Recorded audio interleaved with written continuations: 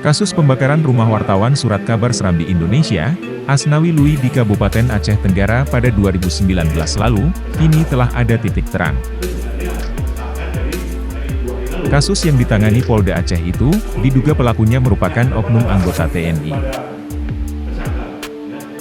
4 organisasi pers di Aceh, PWI, Aliansi Jurnalis Independen, ISTI dan PFI menggelar konferensi pers bersama mendesak penegak hukum mengusut tuntas dan mengadili pelaku.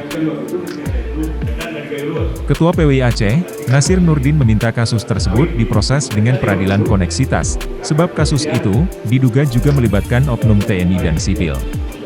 Yang pertama kita mengapresiasi penyidik Polda Aceh yang sudah melimpahkan, sudah menuntaskan penyelidikan dan penyidikan, sehingga akhirnya menemukan tersangka pelaku dari oknum TNI yang selanjutnya karena oknum TNI di sini dilimpahkan ke Pomdam IM. Ya, kita berharap selanjutnya ada upaya percepatan pengusutan, pemeriksaan, penyidikan dan lain-lain oleh pihak Pomdam agar ada kepastian hukum terhadap korban. Asnawi Lui, wartawan yang rumahnya dibakar bersyukur kasus yang menimpanya berhasil diungkap ke publik.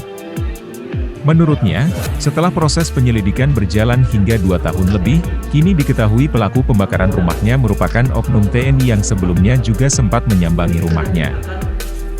Ia menduga ada keterlibatan oknum lain sebagai aktor intelektual akibat ketidakpuasan atas pemberitaan kasus korupsi di Kabupaten Aceh Tenggara.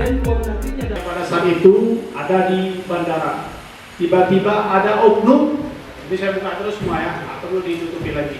Saya ditelepon oleh oknum TNI, pada saat itu saya lagi di bandara, langsung dia tanya kepada saya, "Bang, masalah apa bang anak sekolah?"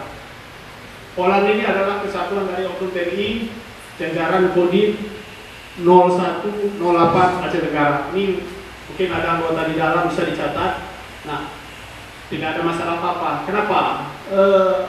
Saya ditelepon bang, siapa yang telepon kamu? Dia? Bukan bang, tapi anggota senior saya. Sebelumnya Polda Aceh telah melimpahkan berkas perkara kasus pembakaran rumah wartawan Asnawi Lui ke Polisi Militer Kodam Iskandar Muda. Dari Banda Aceh, Tim Liputan Aceh Video melaporkan.